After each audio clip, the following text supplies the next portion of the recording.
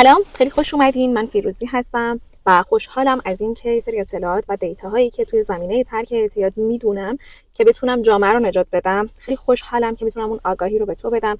متاسفانه امروز ما آگاهانه یا ناآگاهانه درگیر چیزهایی داریم میشیم که شاید اصلا اطلاع نداشته باشیم، یا شاید آگاهانه به سمت چیزی قدم برمیداریم که ندونیم چیه و وقتی درگیرش میشیم تازه میفهمیم که چه بلایی سر خودمون آوردیم. برای خیلیاتون سواله که چرا اصلاً متادون رو دارن توی کلینیک ها تجویز میکنن، یا اگر خیلی بده خب چرا داره اتاریا همچنان دست مردم میده؟ اگر اینجوریه خب چرا جلوشو نمیگیرن؟ میخوام امروز راجع به این مسئله بهتون توضیح بدم. حتما کانال بنده رو سابسکرایب کنید و این ویدیو رو لایک کنید تا خیلی از آدما بتونن آگاه بشن. من کولر رو خاموش کردم توی ماشین که راحت بتونم انتقال مطالب داشته باشم. لطفا گوش بدین دوستان. اگر میخوای تا آخر ببینی که امروز اگر تو درگیر اون قرص متادون شدی، امروز اگر درگیر قرص بدو شدی، خب به خاطر مطالب غلطی هستش که امروز پزشکای ما دارن به دست مردم میرسونن، امروز جوونای ما دارن به دست مردم میرسونن. شاید رفیقت حتی بهت معرفی کرده و امروز تو رو درگیر کرده. میخوام راجع به این مسائل توضیح بدم.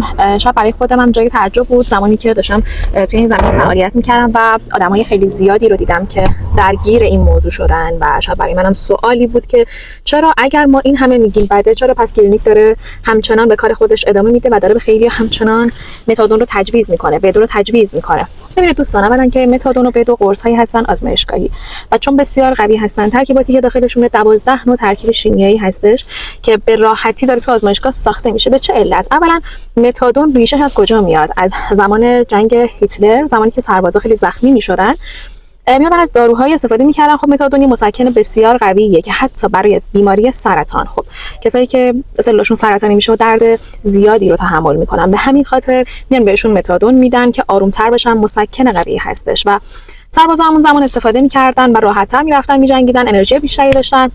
به همین خاطر خب اومدن چیکار کردن؟ اینو گذاشتن برای داروهای پزشکی، مسکن قوی.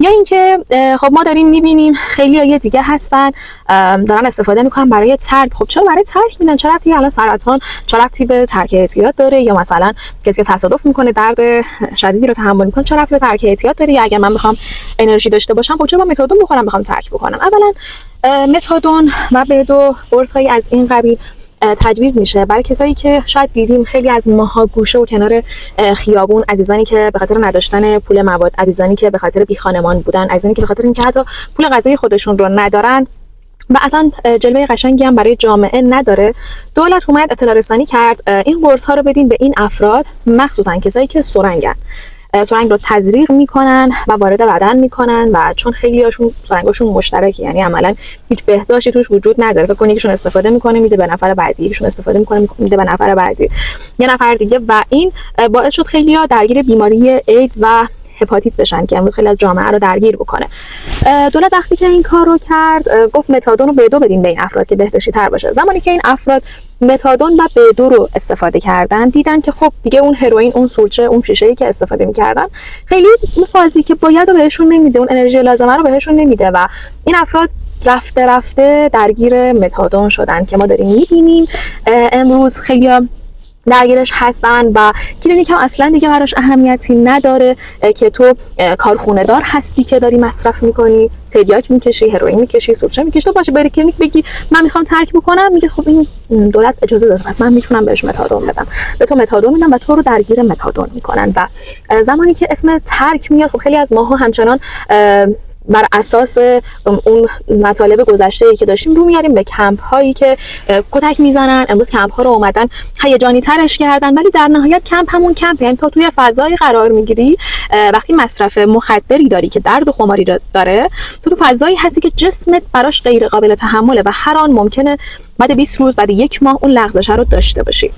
امیدوارم که این ویدیو رو دوست داشته باشین. اگر دوست داشتین بفرستین برای رفیقاتون که اونا هم این مطالب رو بدونن و استفاده بکنن و اینکه این آگاهی توی جامعه ما گسترش پیدا کنه و کسی نباشه که بخواد قایمکی توی جیبش یا خود سر بره سمت متادون، چون خیلی رو درگیر کرده. من بر اساس مشاوره های تلفنی که دارم انجام میدم، بر اساس پیام هایی که داخل دایرکت اینستاگرامم دریافت میکنم، صحبت ها و موضوعاتی رو میشنوم که امروز خیلی برای من دردناکه و اومدم به اشتراک بذارم که تو هم بتونی از این موضوع استفاده کنی. شاید پیشگیری بشه، شاید جلوی موضوع گرفته بشه، حتی اگر یک نفر نجات پیدا کنه امروز من و توییم که واقعا میتونیم آرامش بهتری داشته باشیم، امنیت بهتری داشته باشیم. چون وقتی افراد درگیر بیماری اعتیاد میشن، اعتماد به نفس میمیره تو اون جامعه. ممکنه اون فرد پدر یه خانواده باشه، ممکنه اون شخص برادر یه شخصی باشه و یه خانواده، یه جامعه از هم پاشیده میشه و امروز طلاق هایی که داره صورت میگیره منشأش برمیگرده به بیماری اعتیاد که ناآگاهانه بوده یا آگاهانه بوده. خیلی خیلی دوستتون دارم. امیدوارم که واقعا روزی باشه که هیچ کسی درگیر بیماری اعتیاد نشه.